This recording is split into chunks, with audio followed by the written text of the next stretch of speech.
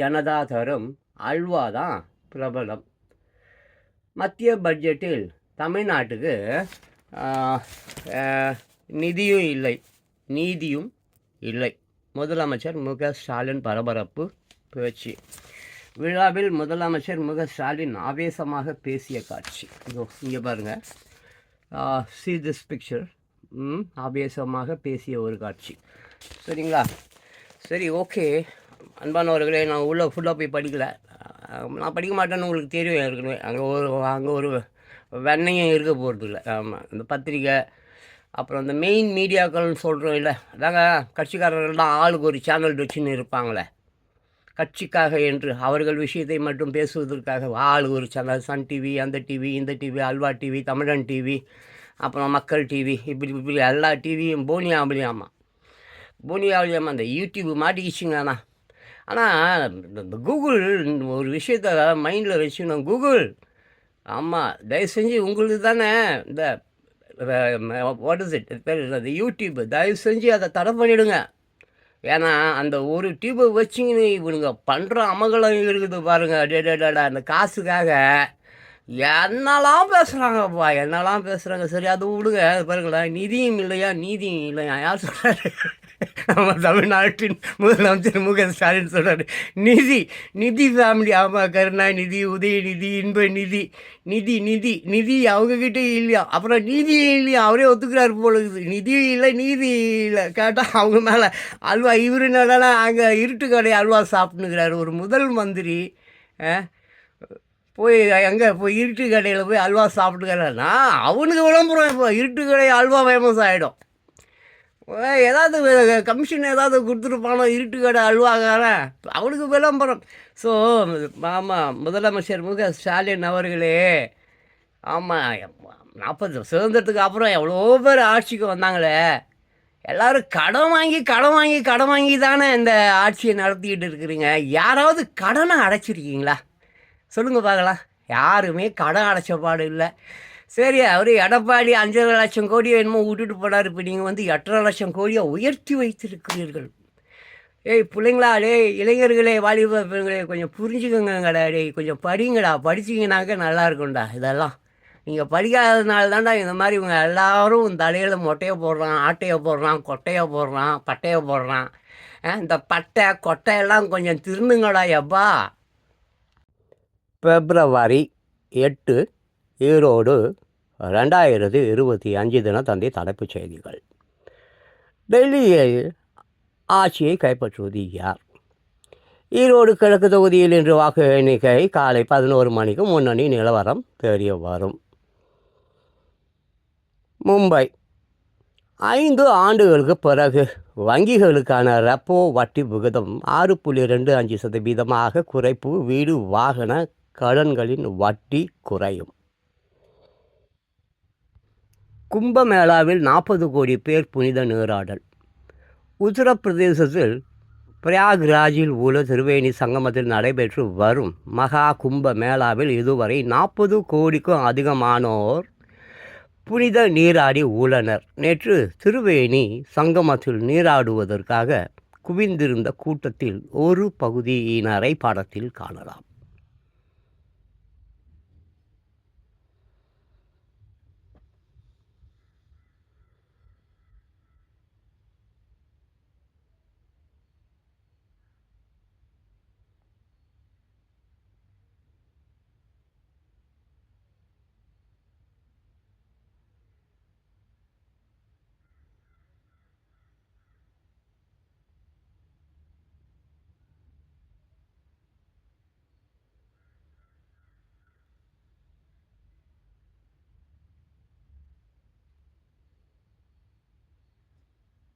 புதுடெல்லி, February 8, 2025 Dinathanthi தலைப்புச் செய்திகள்.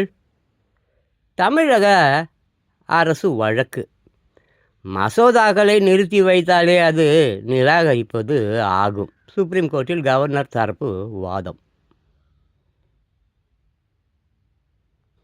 புதுடெல்லி, 5 மாதங்களில் 39 லட்சம் பேர் சேர்ப்பு. மராட்டிய வாக்காளர் பட்டியல் தயாரிப்பில் முறைகேடு. ராகுல் காந்தி குற்றச்சாட்டு. பிரசீலியா. குடியிருப்பு பகுதியில் விழுந்த குட்டி விமானம், 2 பயணிகள் சாவு. புதுடெல்லி. புதிய வருமான வரி மசோதாவுக்கு மத்திய மந்திரி சபை ஒப்புதல், நாடாளுமன்றத்தில் அடுத்த வாரம் தாக்கல். சென்னை. மகாத்மா காந்தி தேசிய ஊரக வேலை வாய்ப்பு திட்டத்தின் கீழ் தமிழ்நாட்டுக்கு ரூபாய் 528 கோடி நிதி விடுவிப்பு. சென்னை. தமிழக மீனவர்கள் கைது விவகாரத்தில் மத்திய அரசு பாராமுகமாகவே இருக்கிறது முதலமைச்சர் மு க ஸ்டாலின் குற்றச்சாட்டு.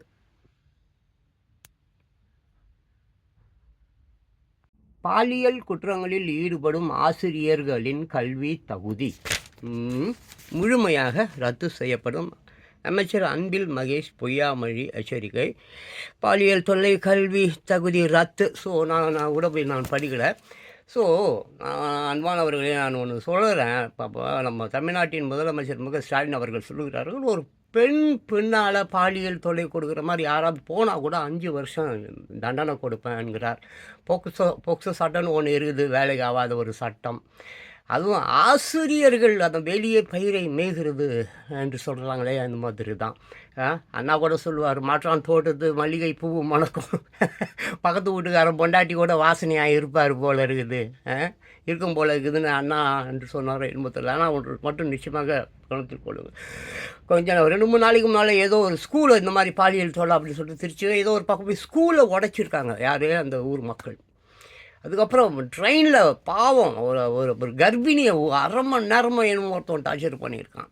அதுக்கப்புறம் அந்த 3 பாப்பா, அந்த 8வது படிக்கிற பாப்பா, அந்த ஏதோ ஒரு ஊர் கிருஷ்ணகிரியா ஏதோ. So this is too bad. ஆமாம், அவர் காந்தி சொல்கிறார், 12 மணிக்கு ஒரு பெண் ஒருத்தி ஃபுல் நகையோடு அப்படியே ராத்திரி போயிட்டு திருப்பி பத்திரமா வீட்டுக்கு வந்தால் தான் சுதந்திரம் கிடைத்ததாக அர்த்தம் என்று காந்தி அவர்கள் சொல்கிறாரு.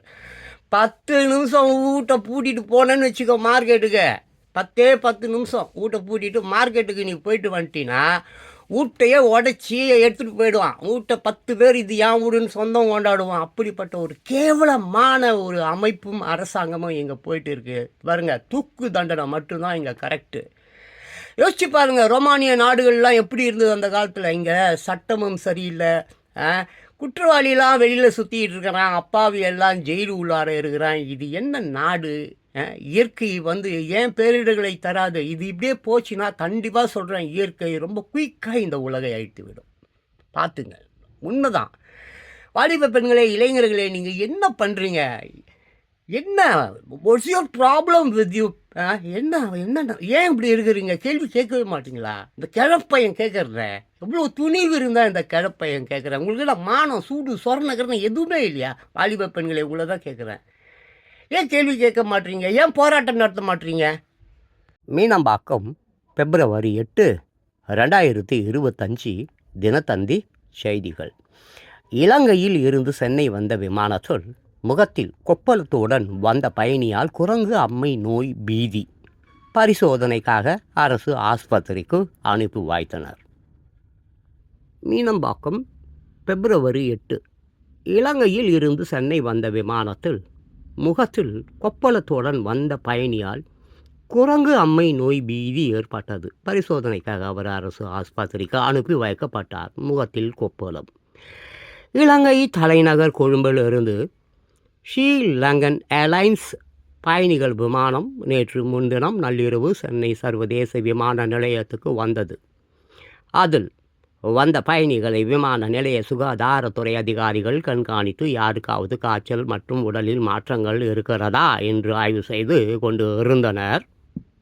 அந்த விமானத்தில் வந்த திரிபுரா மாநிலத்தை சேர்ந்த சுமார் 35 வயது வாலிபரின் முகத்தில் கொப்பளமாக இருந்தன. இதை கண்டுபிடித்த சுகாதாரத்துறை அதிகாரிகள் அந்த பயணியை வெளியில் அனுப்பாமல் நிறுத்தி வைத்து விசாரித்தனர். குரங்கு அம்மை நோய். விசாரணையில் அவர், நான் இலங்கைக்கு சுற்றுலா பயணியாக சென்றிருந்தேன். அங்கு அழகு சாதன கிரீம் என்று விற்பனை செய்தனர். அதை வாங்கி முகத்தில் தடவினேன். இதனால் முகத்தில் இதுபோல் கொப்பளம் வந்து விட்டது என்றார். ஆனால் சுகாதாரத்துறை அதிகாரிகள் திரிபுரா மாநில பயணி கூறியதை முழுமையாக நம்பவில்லை. அவருக்கு முகம் உடலில் ஏற்பட்டுள்ள கொப்பளங்கள் குரங்கு அம்மை நோயாக இருக்கலாமா என்ற சந்தேகம் ஏற்பட்டது. அரசு ஆஸ்பத்திரிக்கு அனுப்பினார். உடனடியாக ஆம்புலன்ஸ் மூலம் சென்னை விமான நிலையத்தில் இருந்து திரிபுரா மாநில பயணியை சென்னை ராஜீவ்காந்தி அரசு ஆஸ்பத்திரிக்கு அனுப்பி வைத்தனர். அங்கு அனுமதிக்கப்பட்டு அவருக்கு மருத்துவ பரிசோதனை நடந்து வருகிறது. இது பற்றி சென்னை விமான நிலைய அதிகாரிகள் தரப்பில் கூறும்போது, குரங்கு அம்மை நோயா என்ற சந்தேகத்தில் திரிபுரா மாநில பயணியை விமான நிலைய சுகாதாரத்துறை அதிகாரிகள் ராஜீவ்காந்தி அரசு ஆஸ்பத்திரிக்கு பரிசோதனைக்காக அனுப்பியுள்ளனர். பரிசோதனையில் முடிவில்தான் அது பற்றி தெரிய வரும். ஆனால் அவருக்கு குரங்கு அம்மை நோய்க்கான வாய்ப்பு மிகவும் குறைவு. அழகு சாதன கிரீம் என்று வாங்கி தடவியதில் ஏற்பட்ட கொப்பளங்களாகத்தான் அது இருக்க வாய்ப்பு உள்ளது. எனவே பயணிகள் யாரும் பீதி அடைய வேண்டாம் என்றனர். இலங்கையில் இருந்து சென்னை வந்த விமானத்தில் முகத்தில் கொப்பளத்துடன் வந்த பயணியால் குரங்கு அம்மை நோய் பீதி பரிசோதனைக்காக அரசு ஆஸ்பத்திரிக்கு அனுப்பி வைத்தனர். முதலமைச்சர் ஸ்டாலினுக்கு என்னன்னு பார்த்தீங்கன்னாக்க, நெல்லைக்கு அரசு விழாவில் பங்கேற்க செல்லும் வழியில் மாணவ மாணவிகளிடம் கை கொடுத்து கலந்துரையாடிய போது எடுத்த படம் பாருங்கள். ஜாலியாக இருக்காருங்கனால ஹாப்பி. நிதியும் இல்லை, நிதியும் கிடையாது, நீதியும் கிடையாது. போடா நிதி இதெல்லாம் கிடையாது, இதெல்லாம் கிடையாது. ஆட்சியில் இந்த நீதி இதெல்லாம் எதிர்பார்க்கக்கூடாதுன்னு சொல்கிறாரு போல இருக்குது. நிதியும் கிடையாது, நீதியும் கிடையாது, ஓடு கிடையாது எல்லாரும் அப்படின்றாரு போல இருக்குது. அப்புறம் அல்வா ஃபேமஸ் இருட்டுக்காடு அல்வா தானே உங்களுக்கு மிச்சம். அல்வா சாப்பிட்றியா? அல்வா வேணுமா? நாங்கள் அல்வா தான் கொடுத்துன்னு இருப்போம். வேணும்னா இஷ்டப்பட்ட அல்வா சாப்பிடல, இந்த நாட்டை விட்டீங்க ஓடு அப்படின்றார் போல இருக்குது. வேலை வாய்ப்பு வேலை வாய்ப்புங்களாங்க. ஏங்க ஒரு ஆட்சிக்கு வந்து எனக்கு தெரிஞ்சு தினம் டெய்லி நியூஸ் படிக்கிறோம். நான் ஒரு 40 வருஷமாக நியூஸ் பேப்பரெல்லாம் எனக்கு தூக்கம் வராது. நான் இவர் ஆட்சிக்கு வந்ததுக்கப்புறமா பார்க்குறேன். இதுக்கு முன்னால் எவ்வளோ பேர் ஆட்சியில் இருந்துருக்குறாங்க, அவங்களையும் பார்க்குறேன். டெய்லிங்க 5000 பேருக்கு 10,000 பேருக்கு வேலை வாய்ப்பு. டெய்லி 5000 பேருக்கு 10,000 பேருக்கு வேலை வாய்ப்பு. அப்படி கூட்டி கழிச்சு பார்த்தா இவர் ஆட்சிக்கு வந்ததுக்கு அப்புறம் 5000 பேர் 10,000 பேர் டெய்லி கணக்கு போடுங்களேன். தமிழ்நாட்டில்னா ஒரு 8 கோடி பேர் இருப்பானே.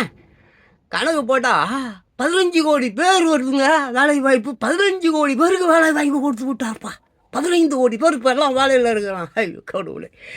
சரி, புலி பாய்ச்சலாம், பாய்வார் பொருள் இருக்குது. ஏதாவது ரொம்ப மாதிரி ஆளுங்க யாராவது இந்த மாதிரிலாம் பேசுகிறாங்க ஒன்றும் அப்படி புலி பாய்ச்சல். ஆமாம், புலி பாய்ச்சல் நம்ம மேலே பாய்வார்னு நினைக்கிறேன். பாய்ங்க நல்லா பாருங்கள். அப்புறம் குழந்தைகளை கொஞ்சம் மகிழ்ந்தாரா? ஐயா இது என்னங்க இது? குழந்தைகளை கொஞ்சம் மகிழ்ந்தாராமே. என் குல பெண்களுக்கு மஞ்சள் அரைத்தாயோ? அதான் இப்போ என் தெரு இருக்குதுல்ல, நான் கொடுத்துன்னு இருக்குதுல்ல என் தெரு. நான் பெருங்குளத்தூர், என் ஊர் பெருங்குளத்தூர், புது பெருங்குளத்தூர். என் தெரு ஒன்று இருக்குது. அந்த தெருவில் ஒரு 300 கொடுத்தனும் இருக்குது, 200 கொடுத்தனும். இதுக்கு முன்னால் அந்த பசங்க தான் போய் வாங்கி ஷாப்பில் குடிச்சிட்டு அப்படி போவானுங்க. இப்போ அப்படி கிடையாது. குடும்பத்துடன் பெட்டி படுகை, நாங்கள் டிவிலாம் வச்சுருக்காங்க. காலையில் கிடைக்கும் சார், காலையில் நல்லா கிடைக்கும். அதில் டிவி தான், சாங்கு தான், பாட்டு தான். குடும்பத்தோட பாய் தலக்கணையுடன் பொண்டாட்டி புருஷன் குழந்தை எல்லாம் போய் கொடுத்தன இப்போ அங்கே தான் நடத்துகிறாங்க. எங்கள் வைன் ஷாப்பில் டாஸ்மாகில் குடும்பம் நடத்தும் குழந்தைகளுடன் போய் கொஞ்சம் குழாவினாரா, கை குலுக்கினாரா.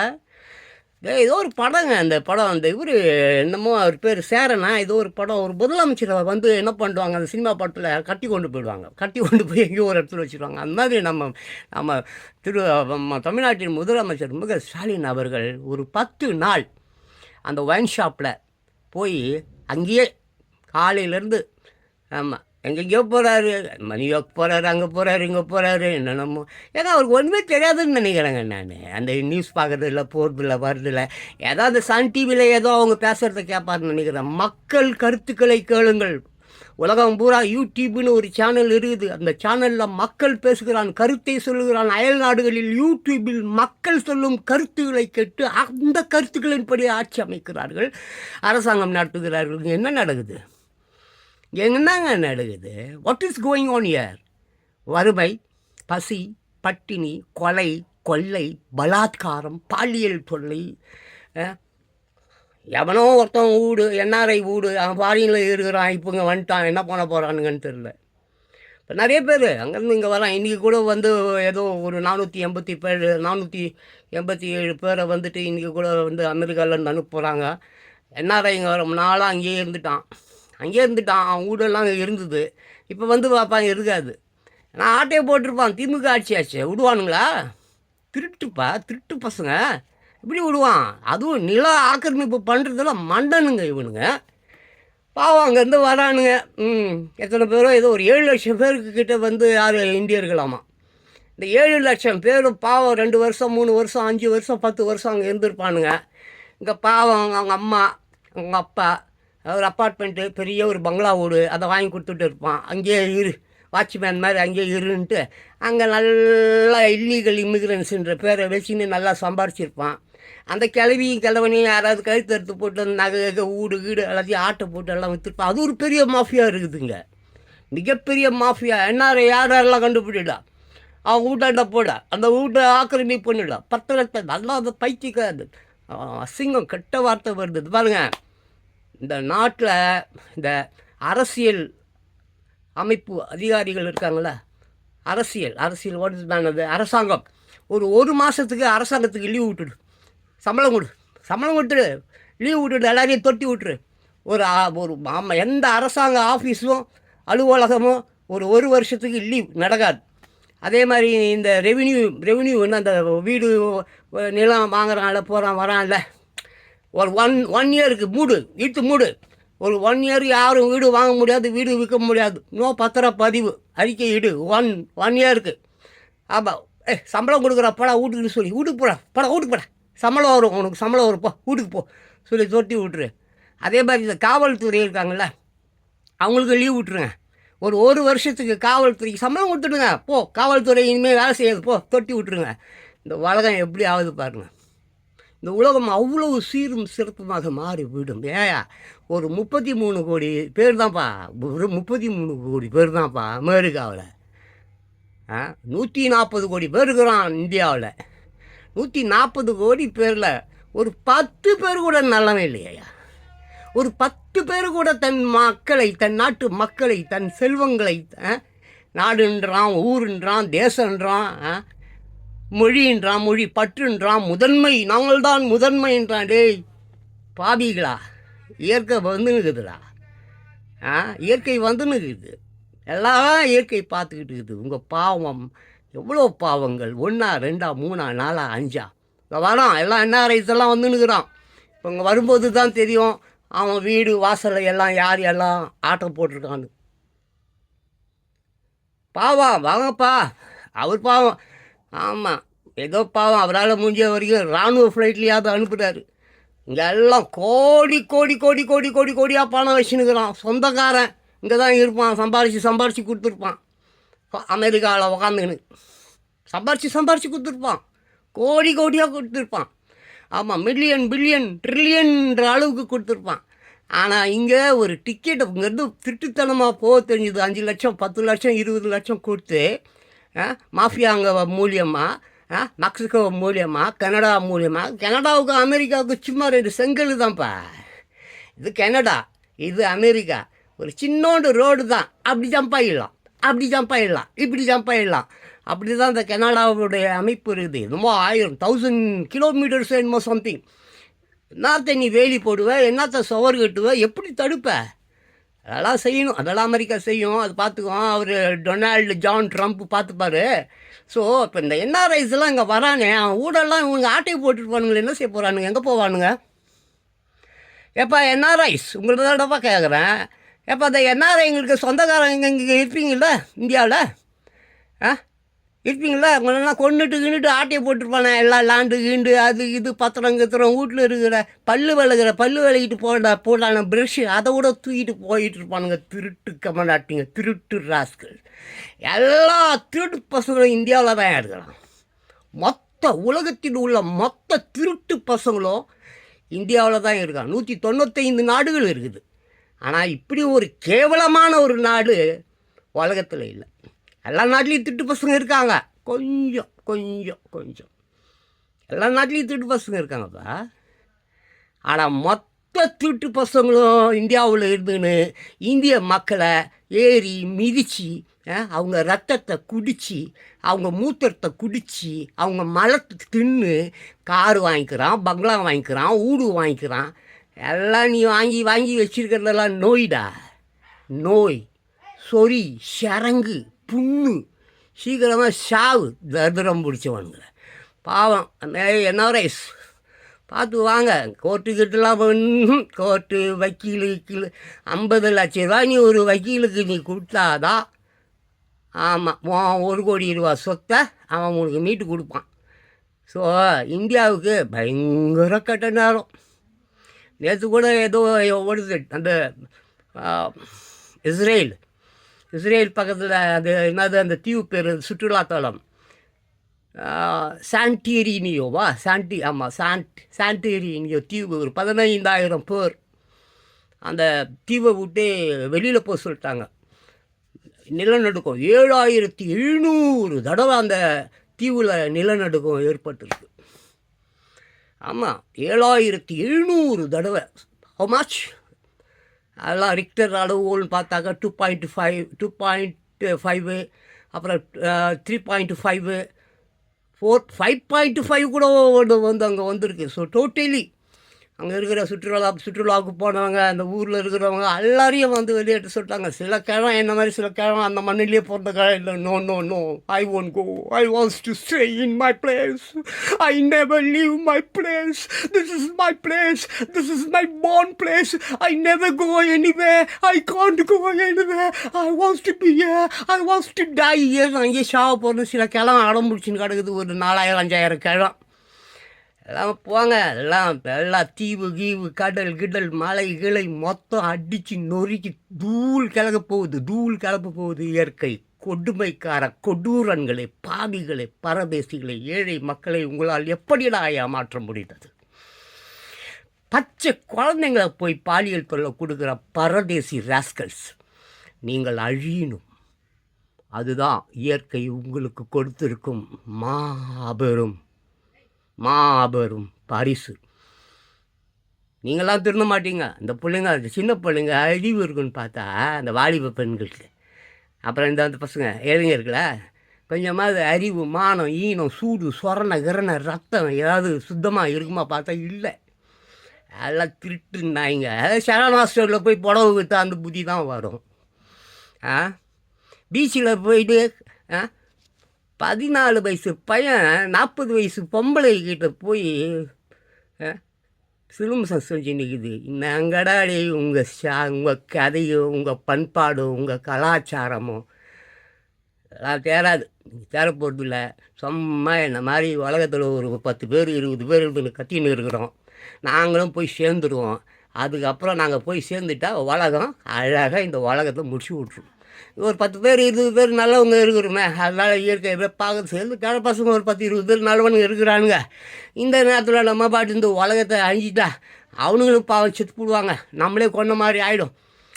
அதனால் கொஞ்சம் அவங்களே இயற்கையாக செத்ததுக்கு அப்புறம் மொத்தமாக இவனுங்களை ஒரே போட்டு விட்டுருலான்னு காத்துக்கிட்டு இருக்குது. அவ்வளோதான். இப்போ சொன்ன பாரு தீவு சாண்ட்ரியோட தீவை அங்கே கிழ பசங்க ஒரு 4,000 பேர் 5,000 பேர் நாங்கள் போக மாட்டோம், இங்கே தான் இருப்போம், இங்கே ஏதாச்சும் ஆகுன்ற மாதிரி.